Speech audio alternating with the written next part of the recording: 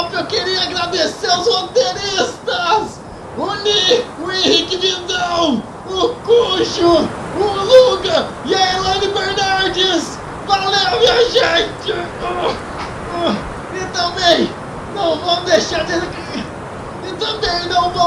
de acessar os nossos parceiros, a Geek Project, o Quase Nerd e Você Sabia Animes!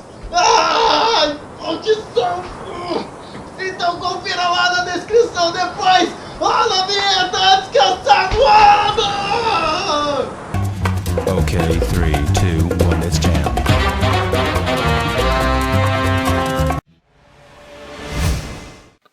Depois de uma ventania toda, vamos ao nosso 10º lugar com o Cavaleiro de Ouro da saga Chupa Kuromada. Estou falando de Cisfios, de Sagitário, de Saint Seiya The Lost Canvas. Cisfios é um cavaleiro meio hippie que se comunica com a natureza e usa vento como parte do seu corpo.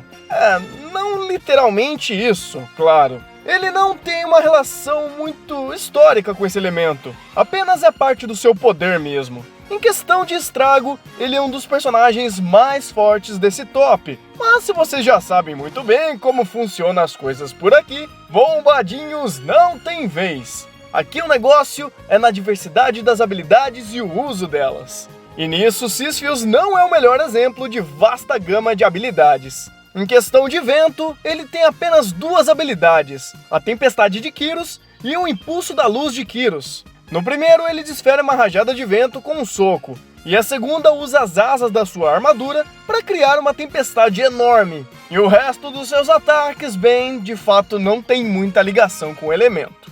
Por isso, Cisfios fica em nosso 10º lugar.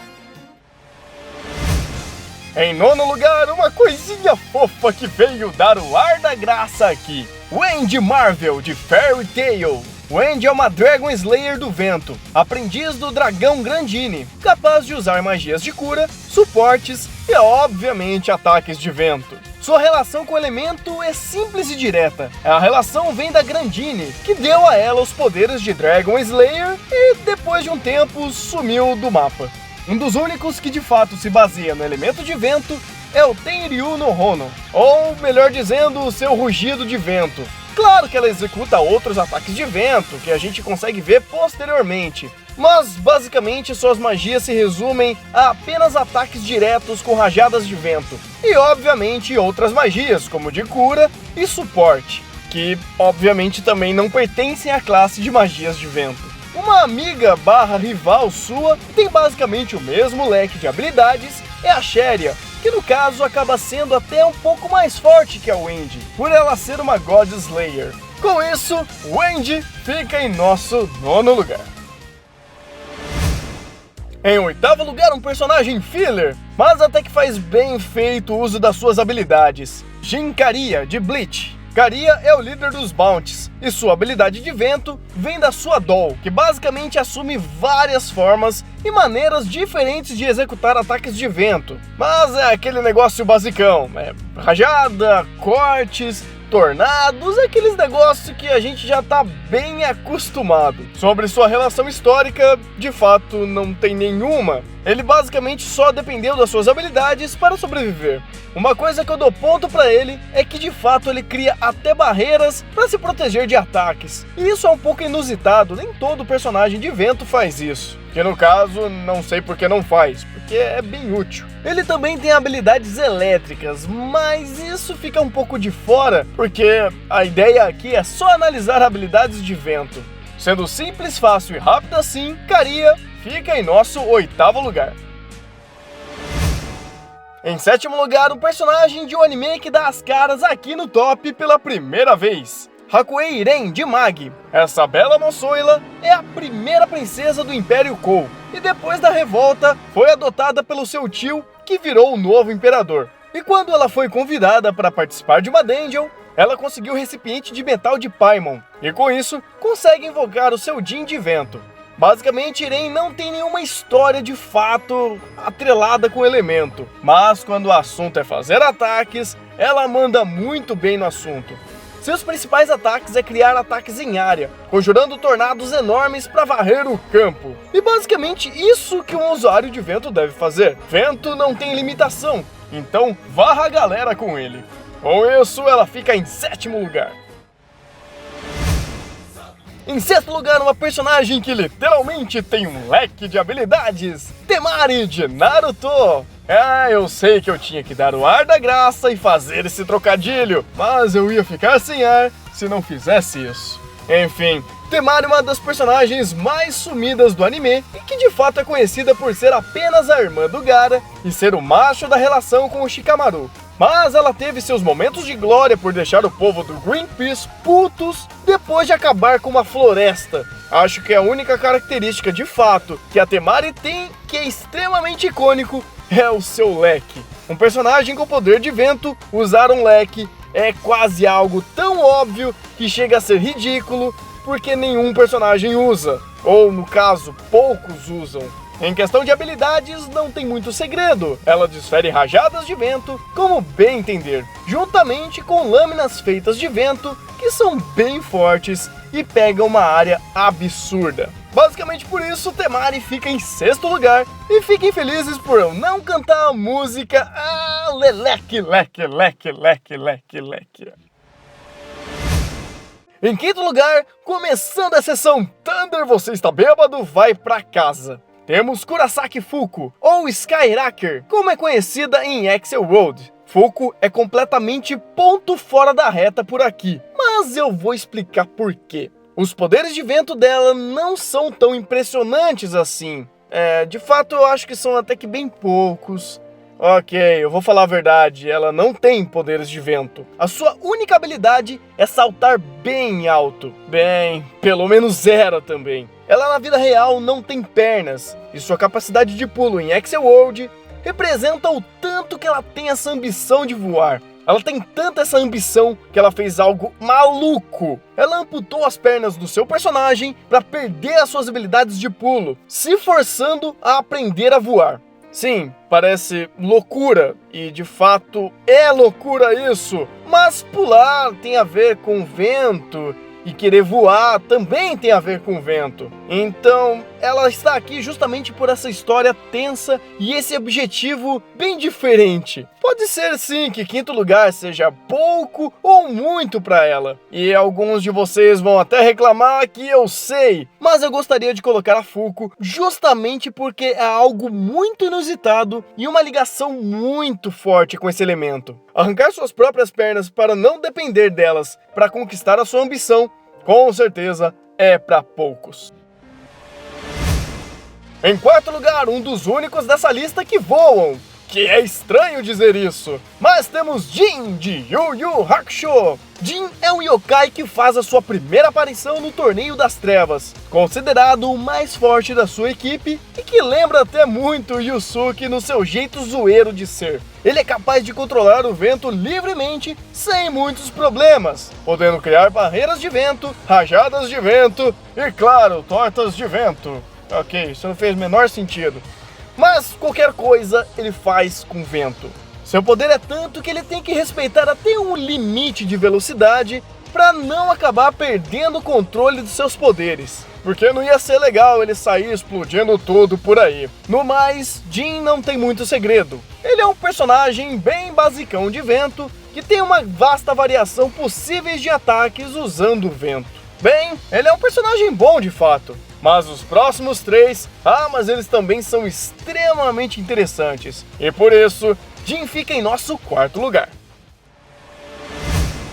Em 3º lugar, mais um cavaleiro. Agora temos o Ikki, o cavaleiro de patins de Air Gear. Ikki é o personagem mais inusitado dessa lista e que faz todo sentido também. Ele é mais um delinquente no mundo dos animes e uma certa vez ele arranja briga com uma gangue de Storm Riders. E nessa luta ele acaba entrando nesse mundo de Storm Riders e ganha o gosto pela coisa e vira um viciado em patins. Não só em patins, mas viciado também na sensação de voar. Sim, basicamente ele consegue voar com seu patins e aí a sua ligação com o elemento começa.